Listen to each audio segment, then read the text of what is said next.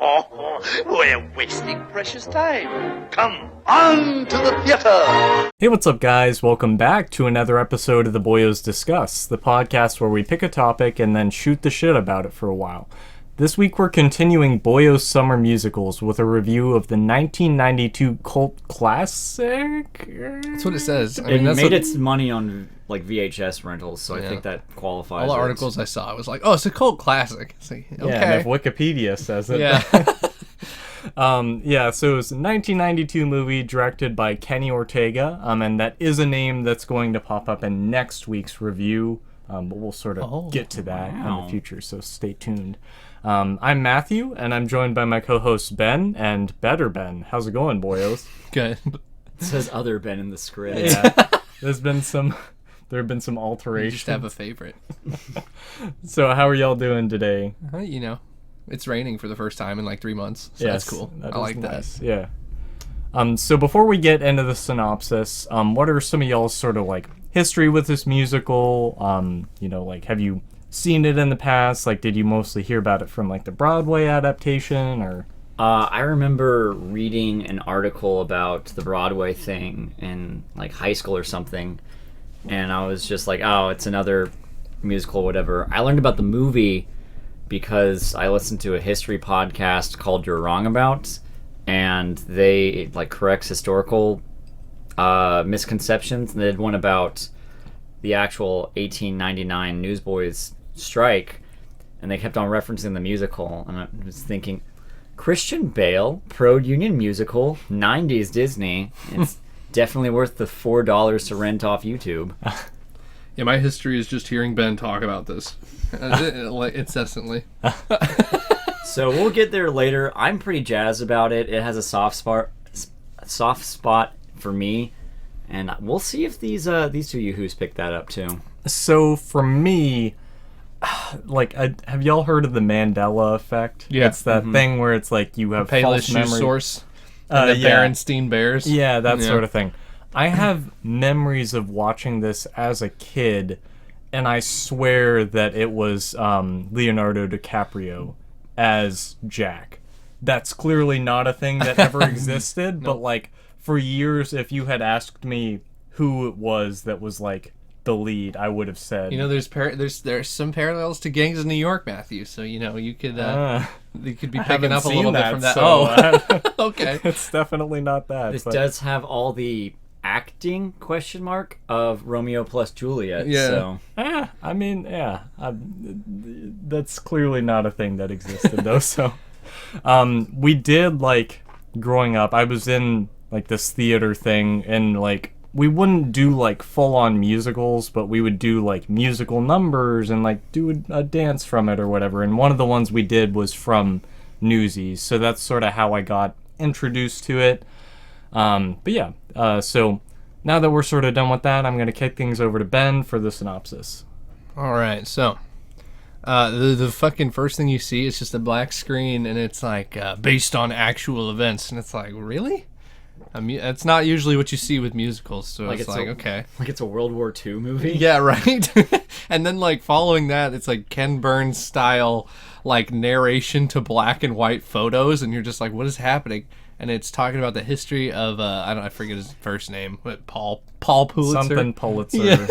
Pierre Pulitzer. The one with the prize. No, Joseph Pulitzer. Joseph Pulitzer. Yeah. The prize guy. And I'm like, oh, that guy must be cool. But apparently not. Yeah. So it's talking about Pulitzer and the newsboys who are called, the Newsies of New York. And they're just like, every time you think of a stereotypical, like, extra kid on the corner of Schoolhouse Rock, then that's the newsboys with their little news caps.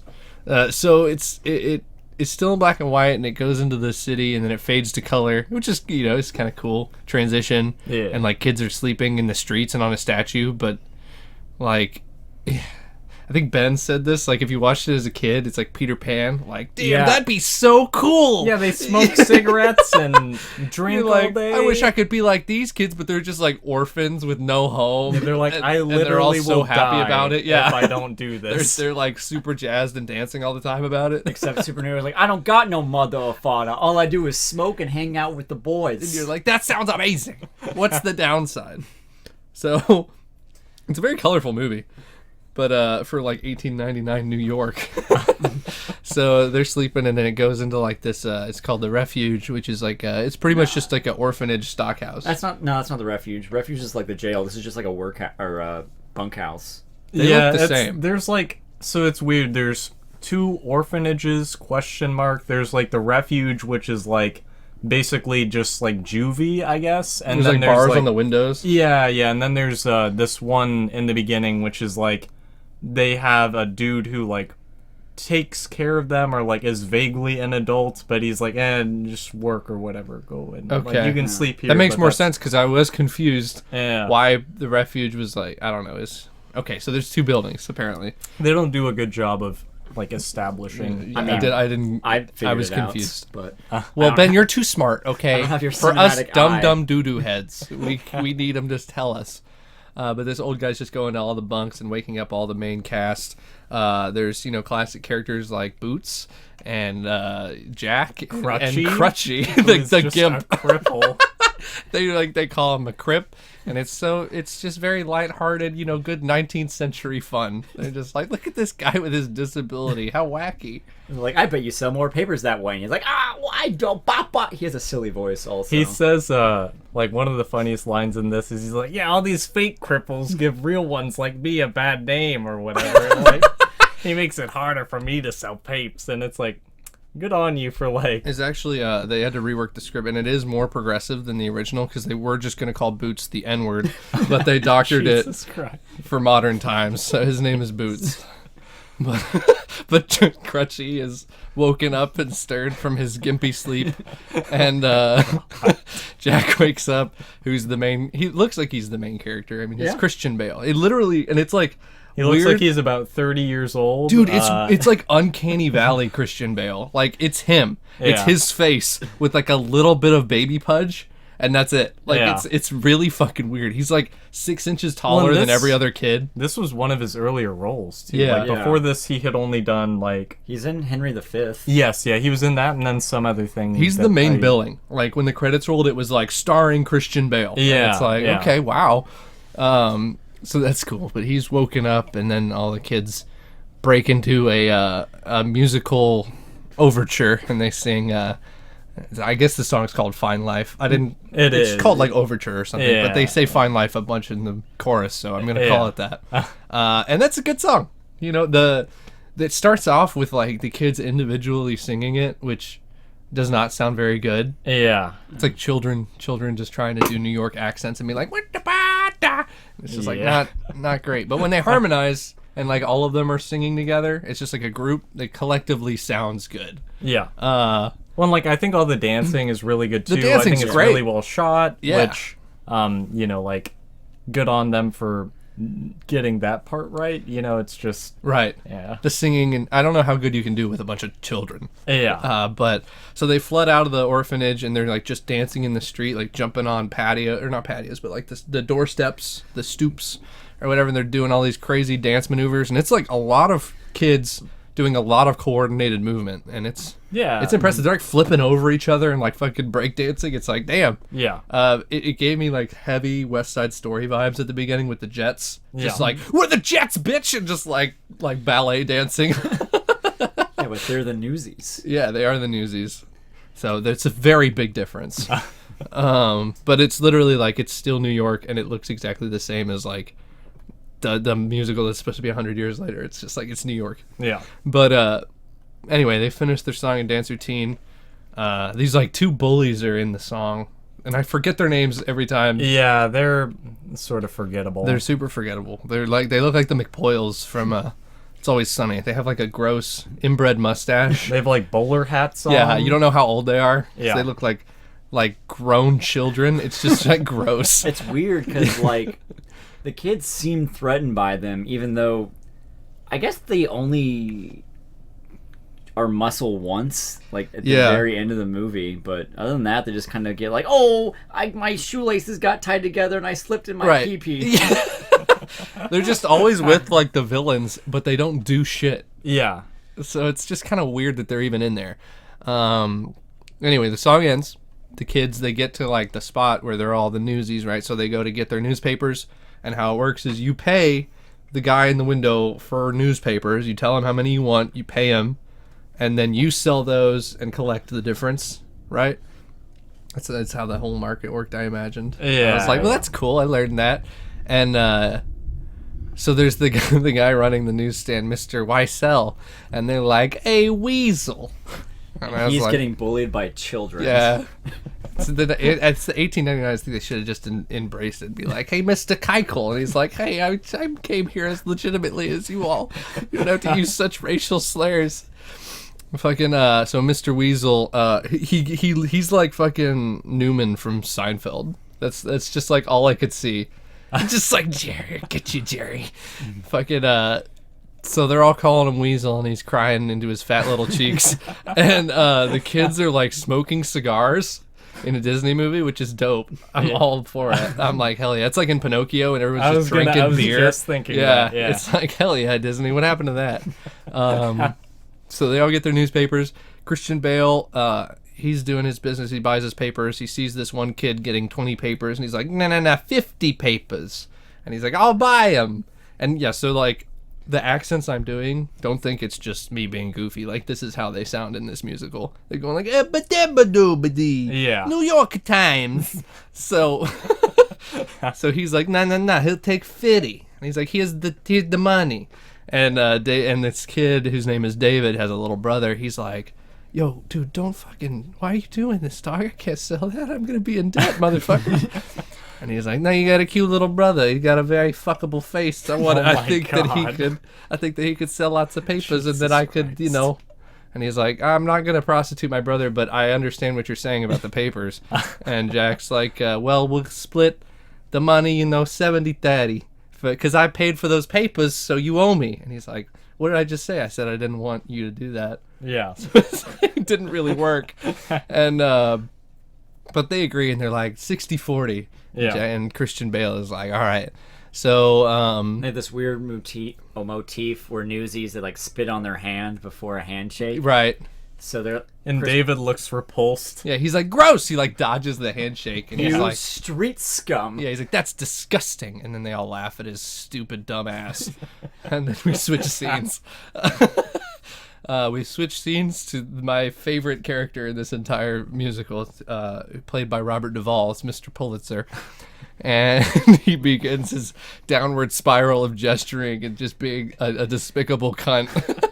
And he's like, he's all upset because the headlines on the papers are shitty. He's like, what is this? Strikers on strike? That's boring. This is garbage. And they're like, well, it's a slow news week. And he's like, look how my rival Hearst words it. And he wasn't says, it like naked woman? yeah, it's like nude strike. corpse moved from tracks for strikes. And he's like, this sells papers. I want to see big hanging dongs on the front section of my papers. So he's all upset about not selling papers. And there's like one sensible guy in his entourage. Yeah, who's and like, who does, hey. but he actually does nothing. Yeah. He just tries to like gaslight and then doesn't get his way for the entire movie. And then by the end, when he did nothing, but the good thing happens, he goes, and I helped. It's like, no, fuck off. So he's a useless bastard. And the other guy's like, well, if it pleases Mr. Pulitzer, we can Yeah. do evil. And he's like, I'm listening, and I'm Robert Duvall. It's a deep cut, but he reminds me of, you remember in the Clayface episode of Batman the Animated Series, there's the germ freak henchman?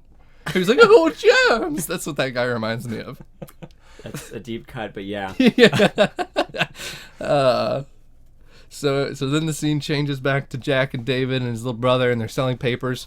And I actually like this scene. It's cool. It's like they're actually doing newsy stuff for like the only time in this movie. Yeah. Selling the papers and getting people to buy them. And they're like, yo, mister, you got to see the murder on page 9.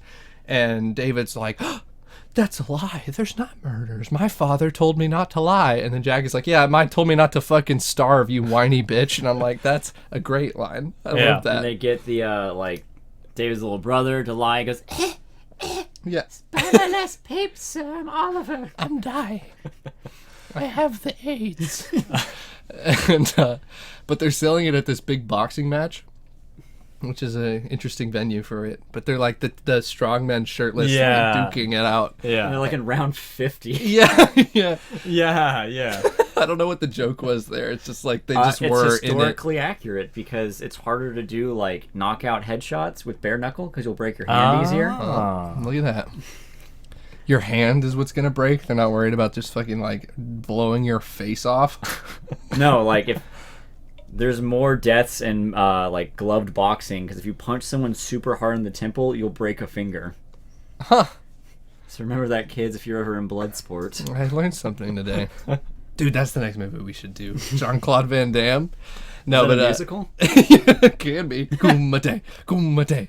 No, anyway, so fucking where was I? They're in this boxing ring, and then like all of a sudden this cop shows up, and he's like, "Oh, Jack, I'll get you!" And they like have a chase scene, and then they get away from the cop, and I think the cop calls him Sullivan. Yeah. Yeah, and David's like, "I thought your name was Jack," and he's like, "Don't worry about it." And then they leave. Yeah. And It's called foreshadowing. yeah. And I forget if it's right here or not, or if it happened earlier, but they do have like cool backdrops to like the sets where it's very obviously like a matte painting. But maybe it's just my stupid. It never took me out of it. No. Like, I never looked at any of those and was like, oh, like that. I know, it was nice. It was charming. Yeah. It reminded me that I'm watching, because it's like, oh no, my realism is broken in this musical. It's like, shut the fuck up. Like, it's a cool, I think it reminds me of like the stage. So it's like, that's cool. I like it. Yeah. The matte paintings added to the movie. Maybe it's just because I'm just like, now CGI backdrops are just all we see. So it's just like nice to see old movie making. Yeah. But anyway, I liked it. So they leave they get away from the cop and they go to Meta's theater, and Meta is this grown woman who like makes her living by performing for children and getting them hard, basically. She does. She's a sexy- vaudeville singer. Yeah, but for she does- children. Yeah. Well, Sexy no, I mean, shows. the only performances we see of her Are for happen to be children? in front of children. Oh, what a coincidence. Yeah, so I got legitimate businesses on the side, but no, this is where she makes her lets- bread and butter. Child Jack Kelly kiss her on the mouth. Yeah. That comes later. How old is Jack supposed to be? 17. Like that's what they And she's said. what, like 30 Okay. at least? Yeah, but it's Christian Bale. That is true. That is a fair point. I'd fuck a yeah. little 17-year-old Christian Bale. Okay, you took What, it you to a wouldn't? weird place. That's a sexy ass kid, dude. Oh my god. Fucking, yeah, it's weird. It's a whole weird vibe from this like. She seems like a low class escort at best. She's doing a song called My Lovey Dovey Baby, and then she gives like a 7-year-old child as much candy as he can eat. Yeah. Yeah, she's not. Pretty This weird. isn't the girl you'd want to be hanging out with. But no, granted, if I was 12, I'd be like, "This is the tits. This is so cool." A grown-up's giving me beer. Yeah. All I gotta do is wrestle with her in her condo and not tell my parents. Hell yeah, dude! I want to be a newsie. Fucking. So they get past that weirdness, and Jack explains that he has escaped from a refuge that's run by a man named Snyder, and the refuge is the shitty version of an orphanage, pretty much, which is it's already just shitty. Juvie, basically. Yeah. So then it's like a really weird Star Wars transition to the next scene, like a left to right. Oh, if you think these transitions are weird, next week, Really? y'all are in for a treat. Is it just like PowerPoint presentation effects? Oh yeah. Like the screen goes to stars or Yeah. something? Oh, incredible. It's, okay, it's not stars, but it's like just a peg like above or like what a bit better than that. Awesome. That is So we'll- next week's adventure. Yeah. Well, it's just weird because all the other scenes have just like cut into the next one. Yeah. Like, pretty You know, like normally. a movie would do. Right. Yeah. Yeah. So, and then it's just like out of nowhere, fucking Star Wars transition. I Yeah, we expected had to get a little like we had George Lucas come in for the editing for 2 scenes. for 2 scenes. Yeah. So there's this scene and one later on, but It's it was like, very act jarring. more creepy. Yeah. Yeah. Yeah, they go from like a weird, sketchy theater to David's house with his family. Yeah. So it transitions to that, and they bring Jack with them, David and his little brother, and they go into the house with their family, and the dad's in like an arm sling, And he's like, "Oh, we have guests. How lovely! Put a little more water in the soup for him." And I was like, "That's funny." It's a good dad joke. Yeah, it's for a you good there. dad joke, which I don't even know if he was because I read The Jungle and things were rough there. Yeah, my impression of like Newsboys in the Jungle, because I was comparing these two. That one, like the main character, the Newsboys come back like, "We have $3 in quarters," and he takes it and this Just goes on a drinks it. 5-day bender. It is not a happy-go-lucky story that made me want to join like Neverland Lost Boys. Yeah, I like think this one. definitely puts the Gilded Age in very happy-go-lucky rose-tinted glasses. Kids aren't drowning in mud in the street or freezing to death. But so the dad brings in Jack. They feed him some soup, and Jack is sitting next to David's sister, and they're just like, oh man, instant Well, no, chemistry. in this scene, there's like no chemistry. I know. They just happen to be in a room together. I know. And then later on, they're like, "Oh shit, we don't have a I love love him. interest." I know. We're 2/3 of the way I- through, but we'll get there. Yeah, I know. Yeah. I was reading fun facts on IMDb. Apparently, this actress was chosen because the casting director saw immediate chemistry between her and Christian Bale. Maybe it's because Christian Bale's hot, and that girl was like, "Holy shit, that 17-year-old's hot," and I'm only like what 15. Like, I mean, she was how probably subtle are older, you when you're but- like, she's not older than Christian Bale in this movie? They both look 17. I think I looked it up. Christian Bale was like 20 when this. came Really? out? Yeah. Yeah, he was like, I mean, relative Dude, to he like. barely even looked 17. I'm Eh. like 17 stretching it. Really? Holy shit. Yeah. I Yeah, don't but know. they her entire personality is human female. Like she just doesn't do anything other than look happy to be near Christian Bale. Which, Now, put me like, on that I set. get it. I can have some chemistry with Christian Bale. I need the director to watch me around him. Fucking, so he's sitting next to her sister, or his sister, David's sister, and the sister's like, "Oh, what headlines sell?" And Jack is like, "Oh, like corpse. That's a good word, or nude, or love nest, or I'm gonna fuck you in front of your family, or." And she's just like, "Ooh," and the dad is just watching this. And he's like, "Hell You yeah." rascal. He's like, "Hell yeah, brother. Like, you get that young pussy. Hell yeah. Let's my bring out God. some cake. Like, yeah, have my birthday cake, kid. You're flirting with my daughter? Fuck yeah." It's kind of weird. Like, he's like, "Yeah, I got my birthday tomorrow, but we're going to eat my cake right now because this kid, I just fucking love this kid." Everyone loves Jack. Everyone. I know. Yeah. So what a rascal. And they bring the cake out. And it's just chocolate cake and they eat it. And, little Jimmy or whatever his fucking name is. I think it's Les, actually. I don't know. Little kid. Yeah. Little brother. Little brother's sleeping in his bed and he's singing. or Fucking Tiny Tim He's giving looking away ass. that Meta touched him when they were at the theater in his sleep. And Lovey-dovey baby, drink this and don't tell your parents. yeah, he says that in his sleep. Oh And yeah, then- he and they're is just like, like- mumbling it. Yeah. And, oh my god. And was the like, brothers are like, hee hee, what a dummy. What was he, a virgin? Not anymore. oh my god.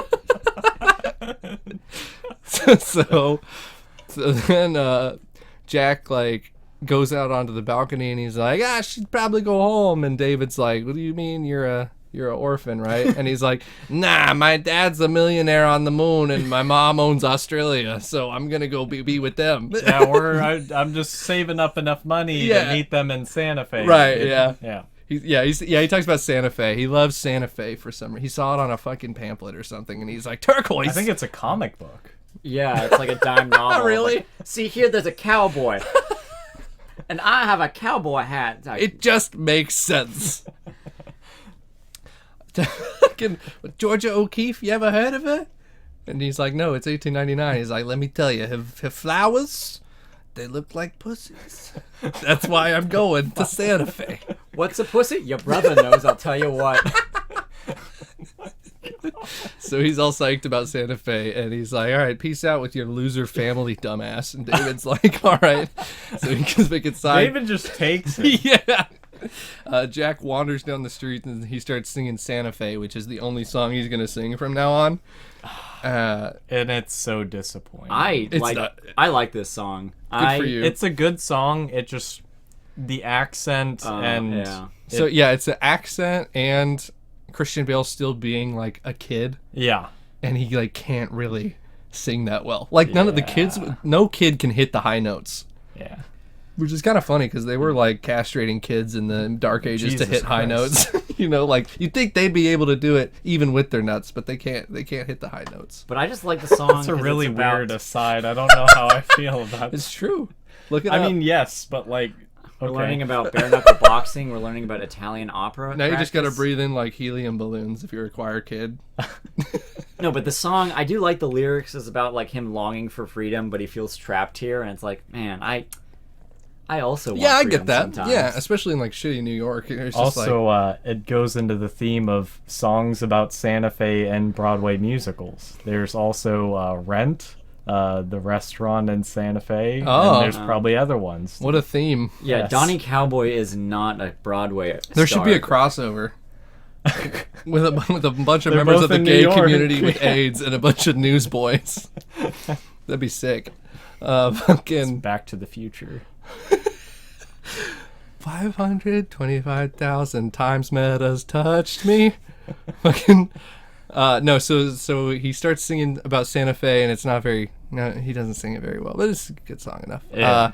And it's funny because like he's singing about I want to be free and I want to have the world at my back, and then he just literally steals a horse like from a guy, like Yeah. just pulls it off a carriage and rides away. And I'm like, that's kind of ironic, singing about wanting to be free, and then the police are gonna put you in jail for horse thieving. Yeah. That's a little bit of a limit on that freedom, my guy. Not a good idea to be committing petty thievery, and that's Grand Theft Auto in 1899. Yeah. But anyway, so the song ends. We switch scenes to Pulitzer, and he's like, I have the cuntiest scheme of them all. I know how we can make money. And he goes like, or somebody brings it up. They're like, what should we do? Should we like, cut costs on this? And he's like, nah. It's like, well, should we do this or that? Increase the price for the customer. He's like, fuck no. Oh, and they go like cut salaries at the top, and he's like, you're fired. Yeah. And so then finally one's like, what if we made the Newsies pay more? And he's like, genius. And he's like, that's fractions of cent a page.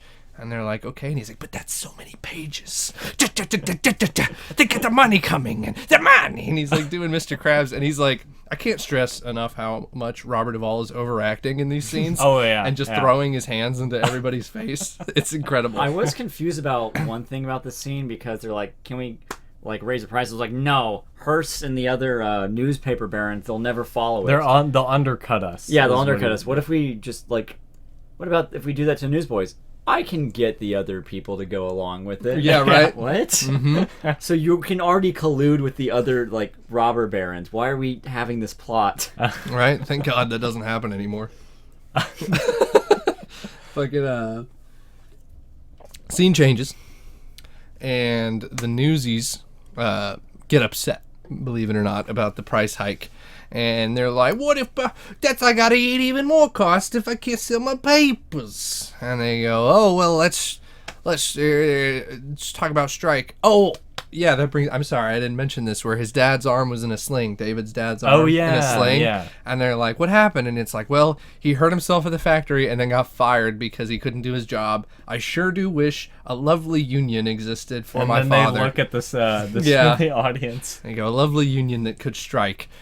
So now we flash back to them getting upset, and Jack is like, what would that baseball thing you was talking about the other night? And he goes, a strike? And he's like, that's it. And then he's like, maybe we need to talk about this more before we just go on. And he's like, strike. And then they all like get all hyped. And so David's like, fuck it. All right, here we go. And he becomes like the brain, just feeding lines to Jack. And Jack is like the spokesperson for the Newsies because they all respect him because he brought Meta to them, and they're all getting laid now. So they start doing a song. You know, of course, the world will know. And It's a song. it's a song. Yeah, it's there. Not much It's a to lot it. of the songs in this, honestly. There's two that really stand out. Well, three. I like the beginning song. Yeah, oh And yeah. then there's two later. But so now they're like, now we got to get all the other Newsies on board all around New York. You go to Yonkers. You go to Staten. You go here. We're going to Brooklyn. Brooklyn's the scariest, so I'm the biggest, toughest of them all. Or what? Yeah, it's like we got to go to Brooklyn, and I was like, oh, Oh my fucking God. Brooklyn. Jack is gonna die. So Jack and David and Boots go to Brooklyn. And if you forgot about Boots, so did I. They go to Brooklyn, and there's a cool scene where they're like crossing the Brooklyn Bridge, and it zooms out, and it just like zooms way out to like the entire city, and it's another matte painting, but it transitions well into it, and it's cool. It like reminds you of the setting and how big the city is, and the scope of it. So I thought that was really cool. So they're like, let's go get Brooklyn. And so they get to the like ports where these Newsies work apparently, and their leader Spot has like a straight up pimp cane, which is dope. It's a very Gangs of New York scene because they have like Irish fiddle music. They gotta talk to they're like shipping out to Boston. They gotta talk to this like gang leader, and then there's just like Newsies that are just like really shredded, just like spitting and doing stuff shirtless. And like, we gotta talk to this big boss. We gotta have a sit down. It was definitely mobby, like 100%. Like they get to Spot, who is also a child. Right? Yes. Don't forget this, with a pimp cane though. I mean, that's fucking sick. But so Jack's like, let me do the talking, David. All right, this is sensitive. And he gets to Spot, and he's like, oh, your Highness, you're so cool, and I heard you had the biggest, fattest shkaluza in all of Brooklyn, so you should come help us with our strike. And Spot's like, yes, this is true about my canole, but I don't know if I can help yet. And so David comes in, and he starts like sweet talking him some more, and Spot's digging it. But he checks him, and he's like, I'm hearing a lot of talk right now, and I ain't seen nothing. You gotta show me with my eyeballs. I gotta see how this strike's gonna go. And they're like, fair enough, Mr. Spot. So they leave, and it's the next day. And they get to the square where they would buy their newspapers, and there's a low turnout on the strike, and they're all poopy about it. And they see people buying newspapers and trying to sell them. So they're like, what the hell? And they're like smacking papers out of people's hands and stuff. And they're like, join the strike. And then they go, why? And they're like, I'll tell you. And they break out into song again. And this is a good ass song. I like this song. As Seize the Day. And I think it's catchy, but it does sound like a song you would sing in Sunday school. You know what I mean? Yeah. I don't know how to explain that better than that, but it's just that kind of like call and respond kind of I don't know. It had a vibe. But it's dope, and they're dancing like super hard again, and they're like doing flips and shit, and it's fucking awesome. So let that be a lesson that anytime you see a struggling union or a strike's not working out, just fucking coordinate a whole dance routine. That's why they keep on breaking up the like Starbucks ones. It's because they've never broken out into dance. That's what I'm saying, dude. Every time you hear about a corporation smashing a strike, you gotta go in there and break it down with your hips. So they do their whole song and dance, and a passing reporter, Brian Denton, who reports for the New York Sun, he watches it and he's like, ooh. And this is the president from Independence Day. This is the dad in Casper. Yeah, and he's Lone Star in Spaceballs. Yes, that guy.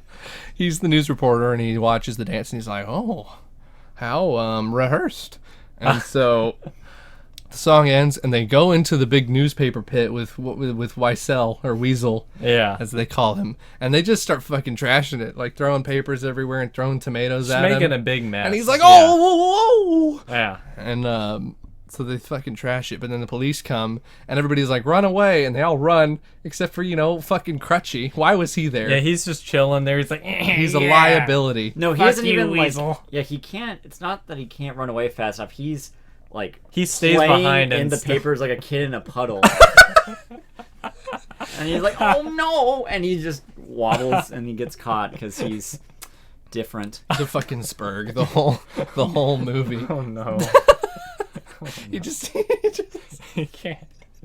He doesn't have a mental deficiency. It's his leg. Why is it gotta be so fucking dumb? So the police catch him, and he's like, oh no.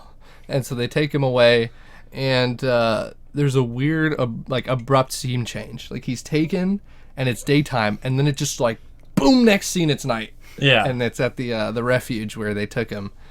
And they're like, oh, let's go visit Crutchy for some reason. I don't even know the importance of this scene, really. I guess I have to show what the refuge is. Yeah.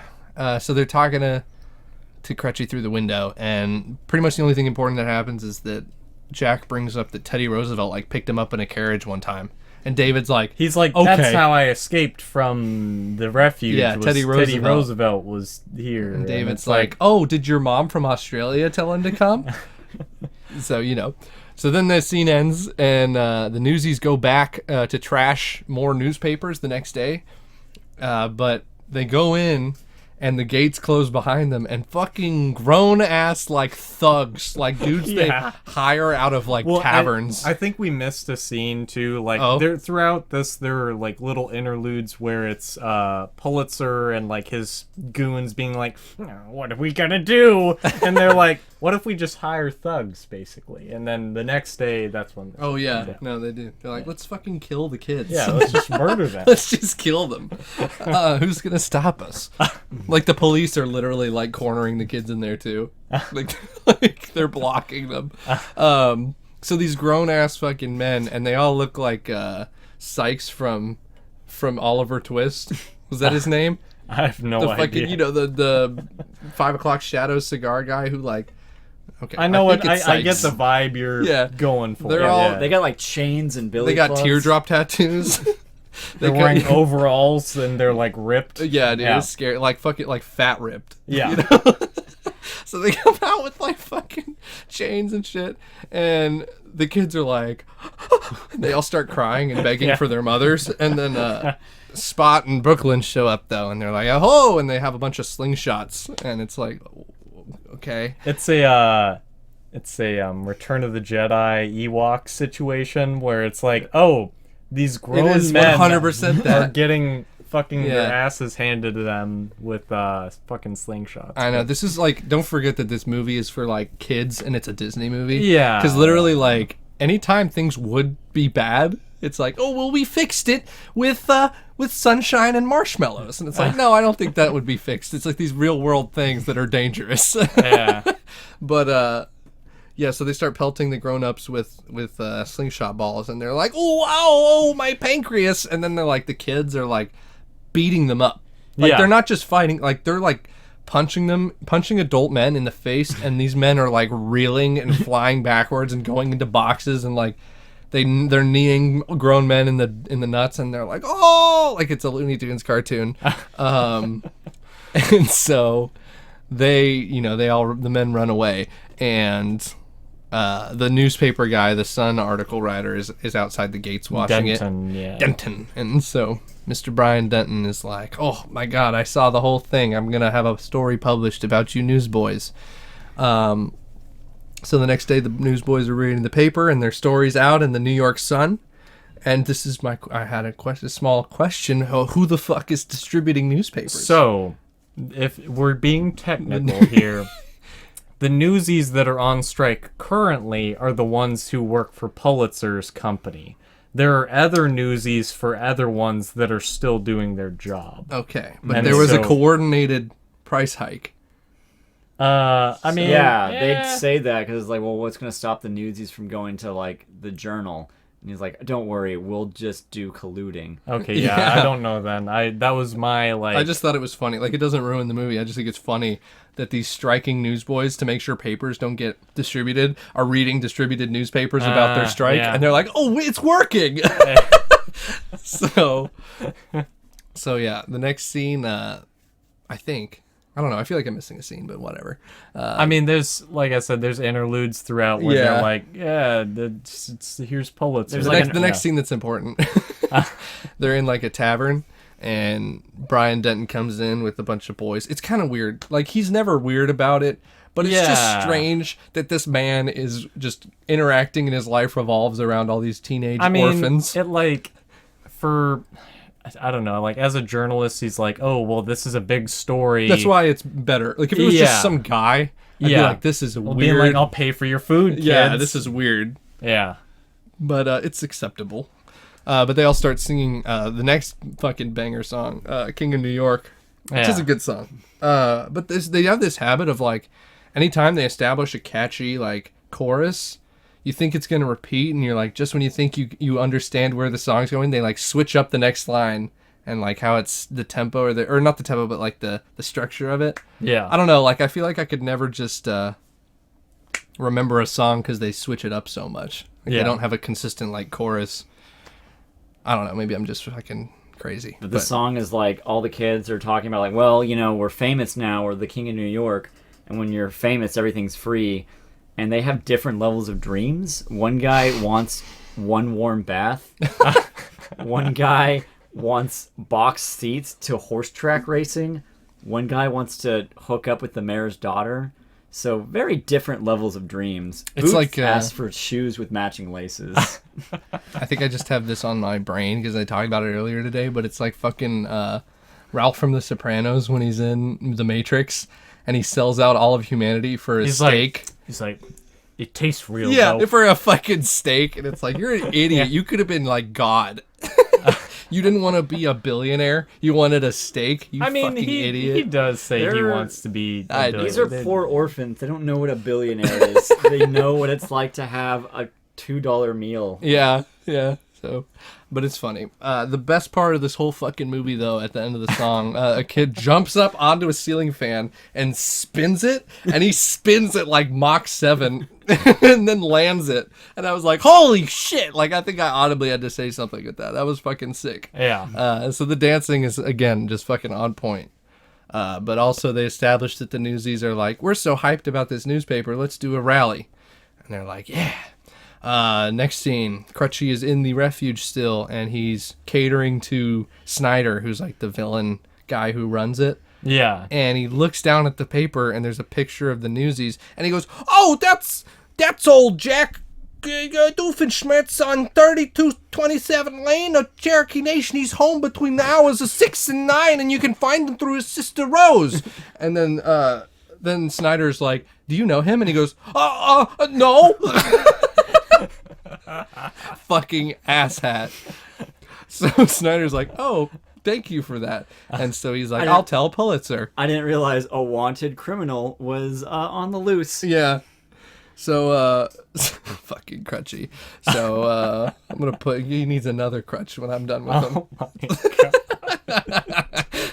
So, Jack is, next scene, yeah, Jack is suddenly, we said this earlier, but he's just in a relationship, it has a thing with David's sister now. Like, they go up to the roof Whose together. name they probably say once, and I don't remember it. I think I literally, like, looked at a synopsis to write this, and I couldn't, like, it didn't even say her name. Yeah. Like, it's just David's sister. So they're up on the roof, and they're just talking about, I don't know, fucking nothing. But they're He's just like, if I left to go to Santa Fe, would you be, like, sad about it? And she's like, I met you, like, a day ago. she's like, I don't even you." know what to do with my emotions right now. Like, I don't know what to direct anything My dad's at. watering the soup down. I'm I have 15, bigger concerns. Yeah. I'm coming to terms with what it is to exist as a human being. I don't know yet. But they just trade fuck me eyes, and that's like what the scene is. Yeah, and like we sort of talked about it earlier, it feels, since it's so like rushed now, that they were like, oh shit, we're like over halfway through and there's no love interest. And this is a musical. Yeah, we're well past the halfway point, and it's Yeah. just all of a sudden like it's stupid. Yeah. She should not have been in the movie. So next scene, the sex criminal Meta comes back. No, before that, there's something not as upsetting as Meta, but large-scale political corruption. That, like, Snyder is talking to, like, the mayor and the chief of police. It's like, Jack Kelly is a dangerous criminal who stole 2 cents in bread, and I have a personal vendetta against him. Right, yeah. And he's like, well, wouldn't it be great if we could use all the cops in the city to stop murders and robberies, but to beat up children? And the mayor's like, that sounds pretty bad. And Pulitzer's like, well, I do own newspapers, and I can talk to my newspaper friends, and you can lose the next election. I mean, honestly, though, I was like, I was already been reading a book about, like, Devil in the White City, about, like, 1893 Chicago, and the police just, like, never followed up on murders or missing people, because they were just like, God. well, we're not going to solve it. And then they just didn't care. Like, they'd like, have hundreds of reports a day, and they're just like, whatever.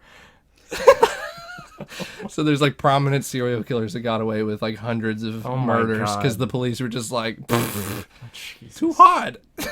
So I believe it. Also, I mean, I don't know if it's that scene or whatever, but they talk about Pulitzer. They're like, that's that's the most powerful man in all of New York. And it's like, really? Yeah. Wasn't like Boss Tweed around this time, or Boss Tweed was like Civil War. was it? I'm an Thanks, idiot gangs then. of New York. Yeah, no, okay, you're right. But yeah, isn't like J.P. Morgan and like Rockefeller. I feel like there's big Gilded Age names. How about all the meat moguls of Chicago? Well, there's Chicago. I just answered my own question. There you go. But Pulitzer, I don't think Pulitzer was the most fucking powerful man in New York. basically pushed America into a war. Pulitzer? Yeah. With World War One? No, with the Spanish-American War. Oh, hell yeah, dude. I could be mixing this up with a James Bond movie, but at one point, doesn't Pulitzer say, like, I control the news, so I control what people think? He says something You're like talking about that. Tomorrow Never Dies? But, like, I feel... Doesn't he say something like that he in does. this, too? Yeah. Like, I tell these... All right. Press is power. So I'm not insane. I'm not fucking... I tell them what to think. Yeah. That Tell comes them who later. to fuck. What?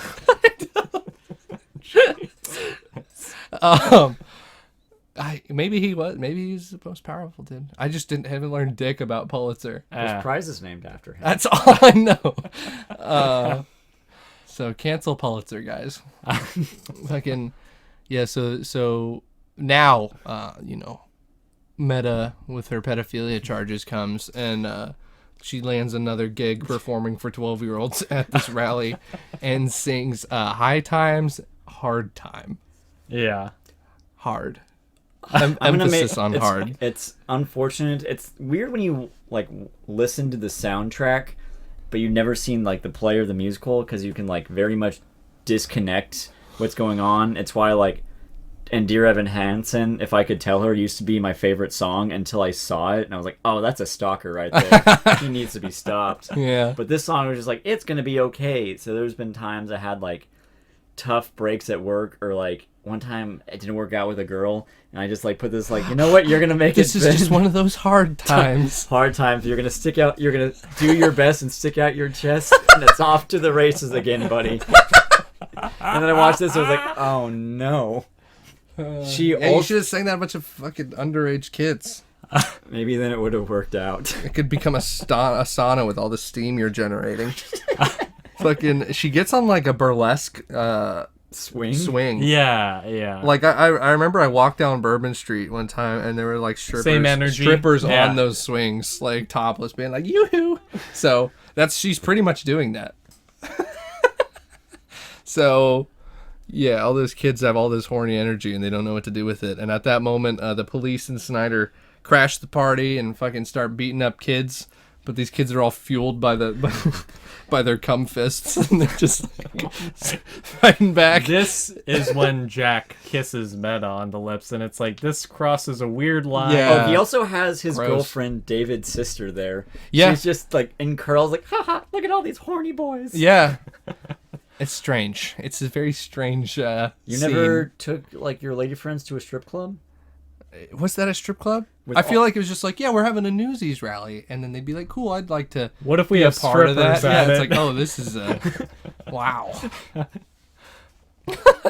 But this is one of those NAMBLA rallies. You know what that is? I do not. No. It's the National Association of Man-Boy Love. Oh, God. Just so you know. Some of the fucking police come and they're fighting these kids, and then they're fighting back and Jack's trying to run away, and then we get just a fight like this that doesn't make any sense, but he gets like super slow-mo uppercutted like down some stairs. And it's just Yeah. like, why did you put that in slow-mo? It's out of nowhere. It never comes back. It was never in the movie before. When it's fake slow-mo, too. Like, you can tell when something is filmed with, like, a slow-motion camera. It looks really smooth. When they slow something down, it's, like, Yeah. jittery. And Yeah. it's like, oh, you just... We're like, ooh, wouldn't it look cool? Yeah. Like, we didn't It film was that jittery way. and like blurry. I Yeah. know what you mean. Yeah, it's fucking weird. So he slow-mo uppercuts Jack for no reason, and then they get him and they arrest him. Arrest like all the other kids too. So next scene, all the kids are in a courtroom, and this judge is like, "You're all criminals. It'll be $5 for your bail," which is like, inflation accounting for inflation, it's like 30 times as much money in 1899. So it's like $150 for bail, which is not that much. Yeah. I heard $5 when I was first watching it, and I was like, what is that, like $10,000 in 1899? But no, it's not that much. So Brian is like, the Sun reporter's like, I'll pay it all for these boys. And there's like 100 or 200. There's a lot of them. Yeah. Which really is like, that's like $1,500, $3,000. So I'm like, all right, that's fine. I was gonna rip it apart and be like, this man is a fucking billionaire, but no, it's not that much money. So he pays it. Jack is brought to the stand, and Snyder's like, "Oh, come with this young man to explain his position to the judge." And he reveals that his real name is Patrick Sullivan, which has no importance. And he stole bread or something. And so Schneider's like, I demand that we starve him in a cage till he's 21 years old. And the judge is like, that sounds fair. Yeah. We have to save his soul. Yeah. And we learn that like his mother is dead and his father's in jail. And Jack is like, no! It is a hilarious pitch to be like, what if we did Les Mis, right? And they're like, well, that's a popular musical. It's like, right. But what if he's like he's kid, a compulsive liar? A compulsive liar kid with a weird relationship with an adult and a terrible accent. Horrible accent. Yeah. I'm sold. Put it on Disney. So all the Newsies are all stressy, depressy, and upset about their leader, their spokesperson getting arrested, and they're all sitting in a tavern all sad.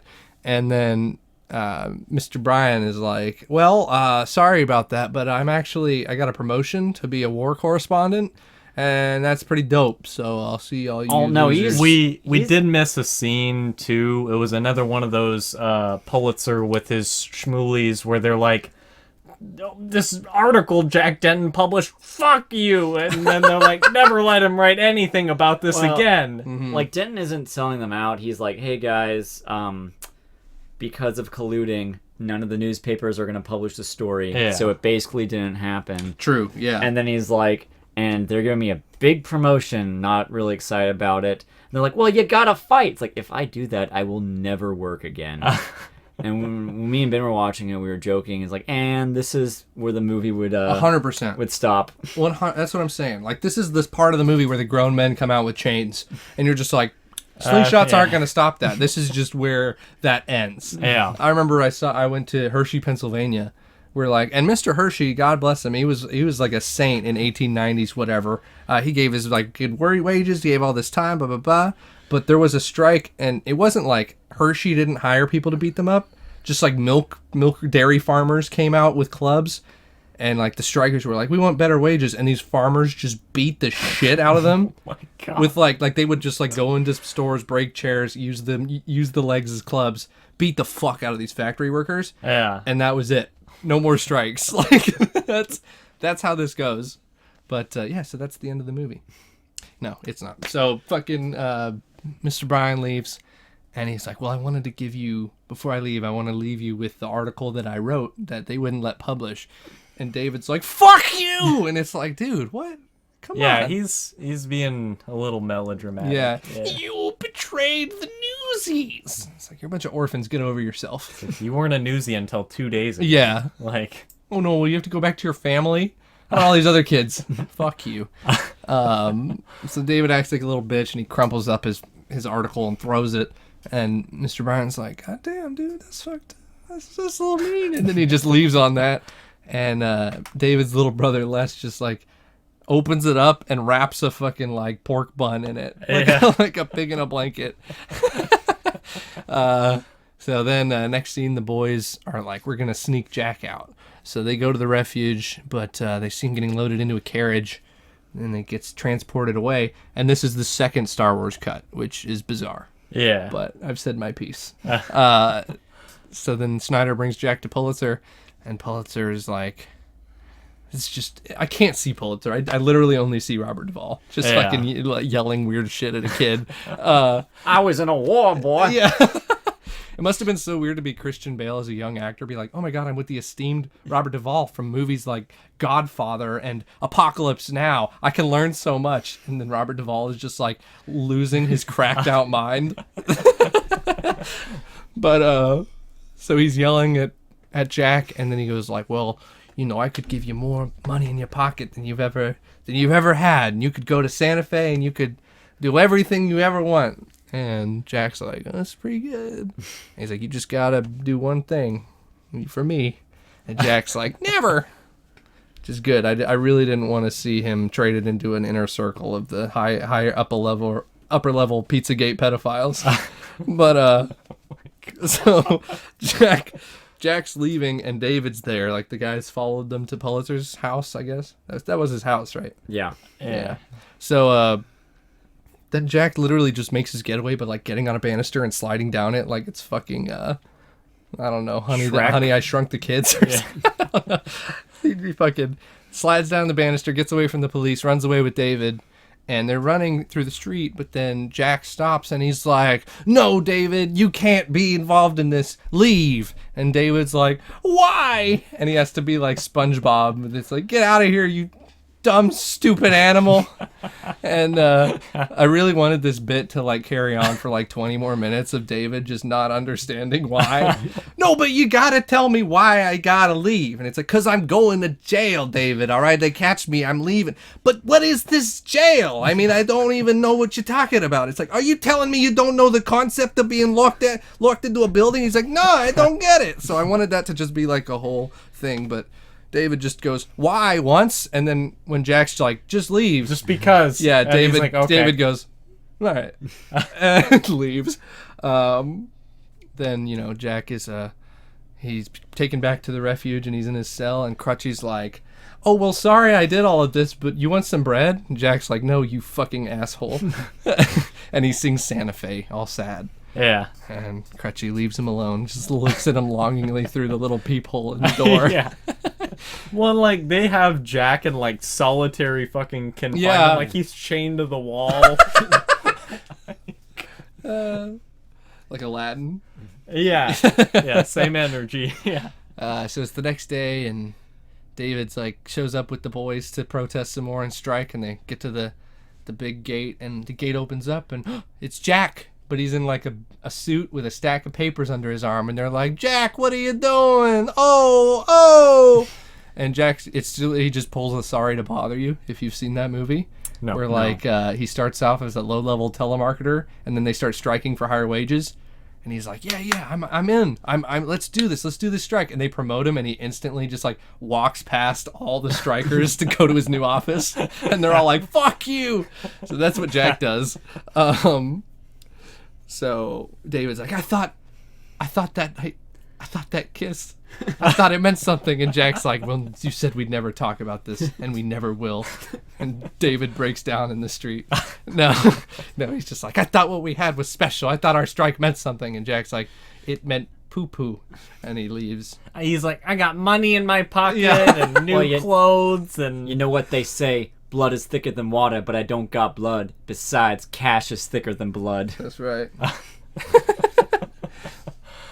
So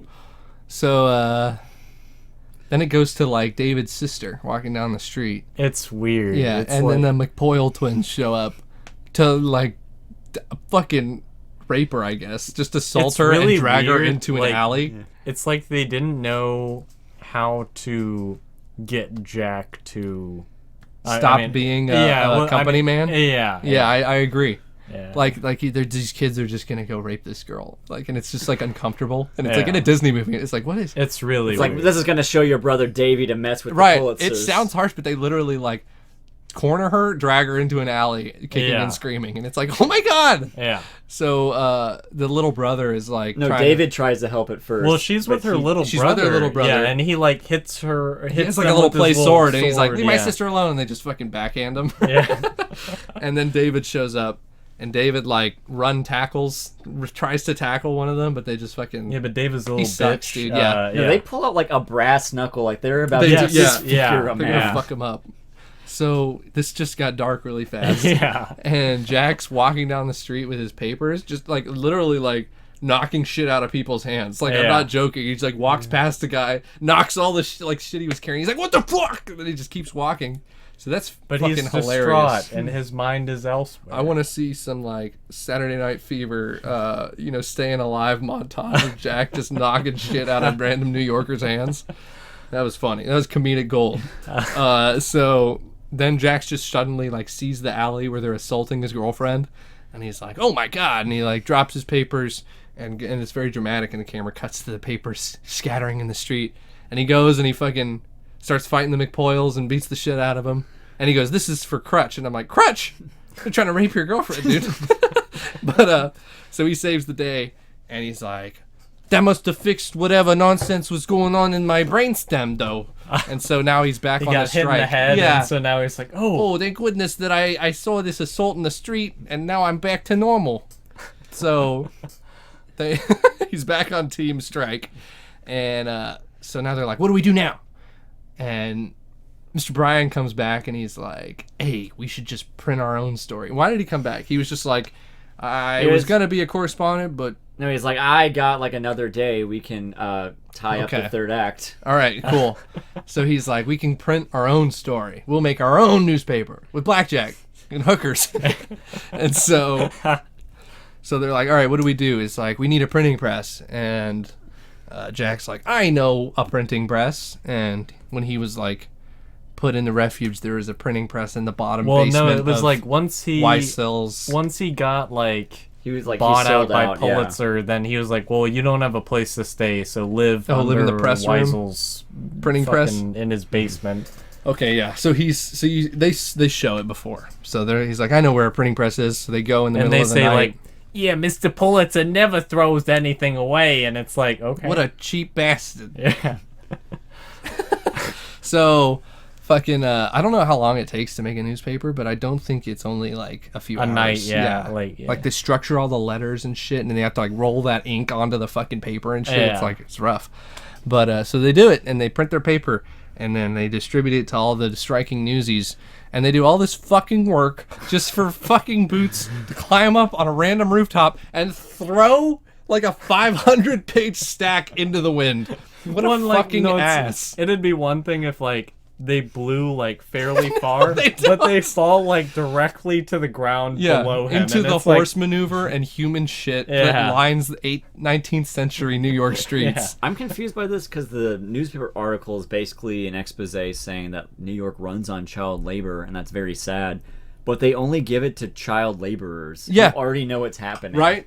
Yeah, like- like the most they show is like Boots throws the fucking papers into the wind, and maybe like 4 people in a carriage are like, huh, Yeah. look at that. But then I get to like a guy, or like he looks like he's 15 and he works in an iron smelting shop. There's Like, the- do you he's know you're fucking- being exploited? No, He's like, there's one of them that's Wow. like ripped, and he's like wearing just an apron, and it's like you didn't need to do that, but okay. it's like, called fan service. No, Matthew. dude, if I was directing a Sorry. movie with mostly children and I just saw one just like Jesus fucking ripped, I'd be like, you're in the movie. you're. Just good job on whatever that 14-year-old was. girls have money too. Yeah. Oh my That's God. just a respect thing at that point. No, it's literally like if you've seen Hot Rod. Have you seen Hot Rod? No. Okay, well this guy, Andy Samberg, he's like fucking like Daredevil. Okay. And he has like a very flamboyantly gay best friend or something, or guy. It's in the movie, and he's like, "Here, hand out flyers for my next Daredevil stunt." And the guy in like tiny booty jean shorts just like grabs a stack, throws them on one person, and like berates them, and then just starts gyrating. And that's like how he spreads the word. That's just what this reminds me of. So while this is happening, though, they're singing the last song, I guess, "Once and for All." Yeah, They're like, I'd we're not like that. gonna take it anymore. Yeah. It's another one of the Take forget. it. It's Max Keebler's day off or Max- big day, big Max move. Keeble's big Max move. Keeble's big move. Exactly. God, that's a deep cut. You're talking about Batman? Nah, Max Keeble. Nickelodeon. Hell yeah. Fucking conjuring memories from the deepest part of my mind. So they sing their song, and fucking they just like show this outraged guy punching a newspaper. It's aggressive, and it's like, oh my god! And he punches the newspaper, and I'm like, Pulitzer's pissed, but no, he goes, how could I not know about this abusive? And he's all upset about what he's read in the newspaper, and it pans up, and it shows Jack Denton looking like a smug, like, Yeah. Was Jack Denton? Yeah, no, yeah, it was Denton. He was Or like, Denton. Or Brian Denton. Denton. Fucking- Yeah. And he's looking at this guy, and it's like I forget what he said. It was like, "Well, Mr. Governor, ba ba ba," and I'm like, oh, and you see a nice little bristly mustache, and you're like, "Could it be? Is that your boy, Teddy? Your boy. Ted D's nuts? Ted D's nuts? Roosevelt? Fucking." So, which is weird because like, if Brian Denton had a connection to the governor this whole They time, did mention that earlier. yeah, they were. he was a correspondent when Roosevelt went up San Juan Hill. Sure. Yeah. But I mean, like, I'm not saying it's weird that he was a correspondent with them because he's in the press and this and that. I'm saying it's weird that He's the governor Teddy of Roosevelt- the state that this is occurring in, and he was unaware of this, even though he had a direct link to Brian, who was very involved. And like, what did he just not tell anybody until he printed his stories? Yeah. What a dick. He could have stopped this. He could have been like, well, I'm going to be a war correspondent, but let me real fast hand this off to, the governor, Teddy Roosevelt. Yeah. Get him involved. Why'd you need to print a story? But whatever. So Teddy's all upset. Switches. So now fucking literally the whole city, all of New York, is protesting now. And I'm like impressed with how many extras are in this movie. Like they flood the screen. It's like, holy shit. Yeah. So they all of New York marches to Pulitzer's building, and they're all got signs and protesting, and they get Jack up into Pulitzer's office, and Pulitzer's like, What happened? I gave you money. And Yeah. Jack's like, well, I saw my girlfriend about to get raped, so I'm not about that. And so he's just like, what does he say? He has some good lines where he goes, That's the one where he's like, I control what they think. Yeah. And blah, blah, blah. And then, like, Jack opens the window and he's like, no, that's what they think. Right. And he's like, it's so loud. yeah, and he goes Shut to like the shout out the window. He window. goes, stop it, be quiet, you. Or Go back to your parents. would you say it's like Jekyll and Oh Hyde? no, yeah, like this is a weird thing to remind me of. Did you ever see the League of Extraordinary Gentlemen starring Sean Oh Connery? my God, no. But there's one where no, it's not that. It's Van Helsing with Hugh Jackman. Oh, okay, excellent. He's fighting Dr. Jekyll and Mr. Hyde in Notre Dame Cathedral. Stay with me. As you do. And Just like painted a very vivid picture. and he like hits the bells, and Mr. Hyde, who's built like the Incredible Hulk, is like, the bells! I can't control the bells! That's what I thought. That's what this Robert monster, Duvall does. This monster, not of physical but of soul, overwhelmed by the bells of children. Beautiful. So like Jack is like, or what do the kids say? David and Jack. David's like, I don't understand, Mr. Pulitzer. It'd be so easy for you to not make this 10 cents extra from each of us. Like, what's wrong with you? And Jack's like, oh, you see, it's not about the money anymore. It's about his should be showing weakness if he pulled back. And I'm like, that's true. And Pulitzer's just like, And then You right. and he literally goes, he sounds like an owl. He pulls out the newspaper and he goes, whose press did you write this on? Whose? And Christian Bale's like, well, I just wanted to say thank you for the press or whatever. Thank you for your contribution. I don't know what he says. We only use the best, Mr. Pulitzer. That's what he said. we only use the best. It's like a young Donald Trump. His little hands. Big league. So he's a cheeky bastard, and Pulitzer's like, oh! Yeah. And so the price increase is repealed. Jack and David come out of the building, and they go, woo! And then everybody's celebrating and breakdancing in the street. I thought it was weird, though, that they, like, summon all the child workers in New York. Yeah. And they're like, the Newsies are fine. Right. They don't clear up anyone else. They're like, at least we had that whole song and dance number about being exploited. Now let's go back to being exploited, I guess. We got to work on our routines. That's what we're missing. But so then it shows a police car roll up, and Mr. Snyder is in the police car. Or well, Did we miss What? Teddy Roosevelt showing up, or does no, that- he shows up at this point. That's so weird. Like, It I is. feel like it would be more like if he showed up and is like, Pulitzer, you're gonna stop. No, this I know. He show. actually doesn't really do They anything. do, like, It's so they, bizarre. They load a Deus Ex Machina, but they don't use it to resolve the main plot. They Yeah. use it to wrap up Snyder. It's so Yeah. weird. Yeah, that's true. Yeah. Because, like, so, okay, this police car rolls up. They open the door. A bunch of kids come out that were in the refuge. Like, and Crutchy Yeah, comes out. yeah, And they're the like, end. yay! We got our hobbled kid back. And so And Jack pulls up with a knife like, Crutchy, if you do that to me again, You snitch I will again? cripple the rest of your limbs. I swear to God. You fucking hear me. It's in the director's cut. yeah, he gets what he does. He gets what he fucking deserves. No, but so all the kids come out, and Snyder gets loaded up into the car, and Crutchy's like, "May I?" and like slams the door on him. And you learn that Teddy Roosevelt was just kind of like poopy about hearing that Snyder was abusing these kids in the refuge and like- skimming money from them. Yeah, there's this whole weird I know. subplot where they're like, yeah, we took a look at his books and he was embezzling money. I know. Or so, and it's like, way to like, I don't know. Like, I get the whole thing is like, oh, corruption in that time. But it's is a not. big thing. It's not. It's like fake complexity. Like they're Yeah. trying to come up with other plots to make it interesting, and it's really just crowded and didn't need to be in the movie. Yeah. It's like we need 5 villains Yeah. and a love interest. Fucking, I think it just should have stuck with the David Jack love interest. They had chemistry. They had about- way more chemistry. It was What only 92. Yeah, it's they not weren't that ready progressive. for that. Yeah. What about Meta and all the children's Oh, love gross. interests? Oh my God. Why is she in it? Just don't put her in it. She They- does nothing. They fixed that a little bit. We'll get to it in the discussion when they Yeah. make it. But so Snyder's carted away, and Teddy Roosevelt's in the crowd in his car, and he's like, "Ho ho! I'm I'm historical figure Teddy Roosevelt." Yeah. Like all the Assassin's Creed games. Yeah. Well, and that's. Are you gonna do anything? I was No. gonna say, Pulitzer in this, just like he has mad Assassin's Creed Syndicate Templar energy, where he's like, "Yes, we can exploit the workers. Oh, yes." dude, Robert Duvall must have had a fucking ball. Yeah. Like it's hilarious.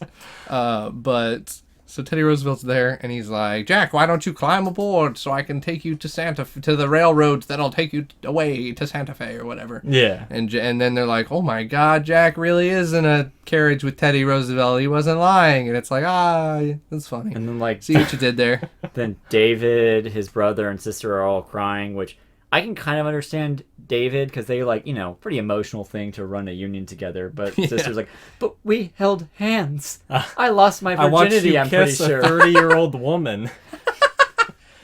It's so stupid. But yeah, he gets in the car with Teddy. They drive away, and then the kids go back to the news station to go buy their papers because they all like. It's just so much like bombast and like pot, and they're like, "Hooray, we did it!"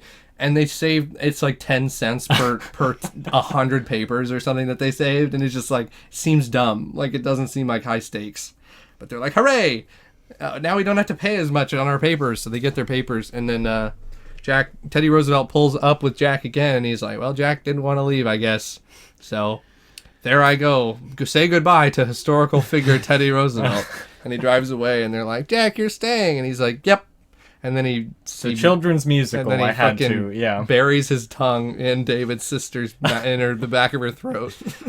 And that's how the movie ends, with a bunch of news kids dancing and cheering while Christian Bale mouth fucks this kid's sister in front of him, and they do the freeze frame kid jumping up with the paper. And that's when they roll the credits. Yeah. So, overall, what did y'all think of the movie? I find this movie to be a delight. It just like makes me feel warm and excited about the power of friendship and unionized labor. I thought it was boring as shit. So Robert Duvall was fucking awesome. Yeah. And some of the songs were good. And the dancing was incredible. Yeah. The plot was boring as fuck. Yeah. So, like, for me, I had a bit of a, like, skewed experience watching this, because I watched about 2/3 of it, and then Better Ben was like, "Hey, you want to come out for drinks?" And so I didn't That's want... why he's Better Ben. Yeah, he see. saved me from this movie. But, so I don't know. And then I didn't finish it until the following day. But, like, it's just, of all the musicals I've seen, it's one of the, like, there aren't, like, memorable song after memorable song. Like, it's like there's a few that are really good, and then the rest you're sort of like, when you wrote the synopsis, there were some that you just straight up didn't include. Like, I had to edit them back in. Definitely. And it's like, that's probably the biggest insult you can say to a musical, is like if the songs are not memorable. Yeah. Yeah, I don't know. It makes you appreciate when they are. Like when you hear a musical where it's like, where every song is really good. Yeah. Like people shit on Rent a lot, and I'm like, all bro, the but songs the songs are yeah. really good. Yeah. But I don't know. It just, I feel like it's one of those ones where it's like, yeah, maybe watch it like once. I think like just because of how like weirdly big it is as like a cult classic now. Like if you enjoy musicals, I would say, you know, sort of at least give it a chance, you know, sort of thing. But it takes me back to a time where I was a child and my parents would just plop in a movie for me, and sometimes they were just boring as fuck to my kid brain, and I just couldn't handle it, and I'd just be stuck for 2 hours because I couldn't, like, my parents would yell at me if I tried to do something else or something. Like, when I was a kid, I thought Mary Poppins was boring as fuck. Yeah. Like, with just people talking and doing stuff. Because, like, this movie, it's for children. Like, it is. Yeah. Like, the kids do it. Like, the kids are always besting adults and everything works out happy. But the plot is so complicated, and it's, like, was even kind of hard for me to follow. Its runtime is too long. Yes. It's over 2 hours, and it's like, it did not They need keep to putting be. plot points in. Like, I literally had to read the synopsis to pick up on some of these plot points. Yeah. So it's weird because, like, that's what it is when you have so much conversation and exposition to explain things in a kid's movie. Yeah. It just is, like, so boring. I'm glad, like, people were giving good performances, like, even with their shit accents. Yeah. So that made it enjoyable. It was definitely not a bad movie, but I just thought it was really boring, and I'm not going to watch it again. So, sort of going into, like, the, I guess, reception of the movie at the time it came out, it absolutely bombed at the box office. It had a budget of $15 million. It made $2.8 million. Damn. So it's like, and for Disney, Holy that's shit. fucking, like, I unheard think of. this is their. I don't know if it still has this award, but at the time it was its worst performing live action movie. Wow. I wouldn't be shocked if it still, like, is. But That's impressive. I mean, That's quite an accolade. and so critically, it also did not do very well, as you might sort of gather based on our thoughts. But so at the 13th Golden Raspberry Awards, which is like sort of like a mock, like Oscars sort the of thing. Razzies. Yeah. It was nominated for Worst Picture, Worst Director, What? Worst Supporting Actor, and Worst Supporting Actress. The only award that it won, in air quotes, was the Worst Original Song, which I What? think is a little unfair. Yeah, Like, I would have to see which song specifically Oh was. no, it makes sense. And it's gonna make me seem shitty because I said I liked it. It is High Times, Hard Oh, Times. fuck Oh, that, no. yeah. You know I think what? it's the context that really earns it that Razzie. But sort of going forward, this is not the last time that one of the musicals we'll be reviewing makes an appearance at the Razzies. More on that Excellent. in the future. though. So- Fucking... I felt like I was going to say something. No, I mean, I'd give it a Razzie for, like, worst accent or something. I would... Worst supporting actor. Who would you even... would that Robert be? Duvall. Really? Okay, it's just like... But it's funny bad. It's, like, Yeah. hilarious. Yeah. I wouldn't give him a Razzie That for wasn't that. like that was the director just saying overact. I think I wrote down in my notes when I was watching the movie, I said Robert Duvall's Pulitzer equals Paul Giamatti's Rhino, where it's just like these high-level actors just being goofy and ridiculous for fun, Yeah. and it's fun. It Out of- makes me laugh. Out of curiosity, can you see what won Worst Picture that year? Yeah, look it up. Shining Through. I don't even know No what that idea. is. Yeah. Okay. Well. Well, I guess that one sucks ass.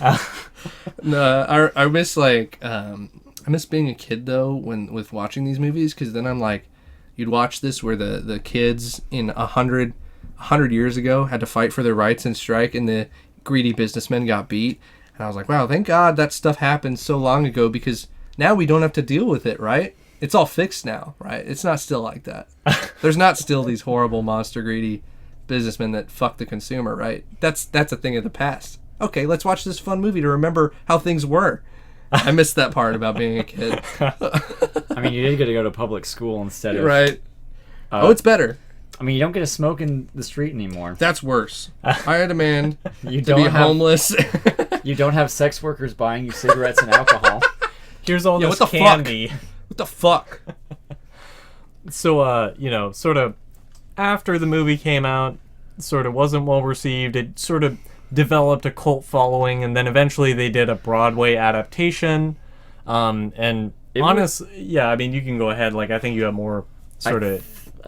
No, it was nominated for Best Musical, so it did a lot better. The Broadway musical came out after the movie? Yeah, and it was released 2011, and then it got on Broadway in 2012. So all those, the entire movie was an original from Disney? Really? And that's the thing. I definitely thought the Alan musical Menken came did first. the music. Yeah. Huh. But, they make a couple changes. Like, Meta is a blues musician, or a jazz musician, that I'm pretty sure doesn't have sexual chemistry with the children. Good. That's dope. Keep it up. They roll together Denton and the love interest, that it's a lady reporter, and secretly Pulitzer's daughter. Ooh. And That's way more interesting. Yeah. But I haven't seen it. It's also on Disney Plus, but it doesn't have the same wacky charm of, hey, here's Christian Bale trying to do a New York accent. And sing with it. So, any sort of final thoughts before we wrap things up for this episode, or? I think whatever the lack of quality, the fact that Disney made a pro-union musical is very weird. Yeah. Mm-hmm. Yeah. It's hard for me to imagine. I just want a bunch of... I think I'm stealing your joke right now, but I want a bunch of Amazon workers just flood out from their factories and their shit and just fucking break it down right in front of Amazon headquarters. And then Jeff Bezos is like, Jeff Bezos, yeah. what if we make a musical and put it on Amazon Prime Video? Right, about Yeah. what a shit stain I am. Yes. I don't yeah. know. They released. Can I play myself as being Lex Luthor? Yeah. They released The Boys, and it was like, imagine if one company was just evil, but everyone loved them. Should we no? That is very true. Don't change anything. We'll call it Nile. So with that's going to do it for today's episode of the Boyos Discuss. If you enjoyed the podcast and you're listening on YouTube, we'd really appreciate it if you'd like the video and subscribe to the channel. We'll be back next week for another Boyos Summer Musical with our review on Xanadu. And that is another one where the movie came out and then decades later they did a Broadway adaptation. Is this the director, for this movie, did Xanadu or something? He Is did that the what you said? choreography for Xanadu. Oh, okay. Yeah. And weirdly enough, he directed High School Musical. So it's he does have That's a comeback kid choreographed. score. Well, but I mean, he directed this and then he directed that, and it's that was much more well received. So it's it's all about growth, But we'll be back next week to talk about that. That's a movie I'm super nostalgic for, so we'll get there. Anyways, guys, until next time. For soak 'em for crutches!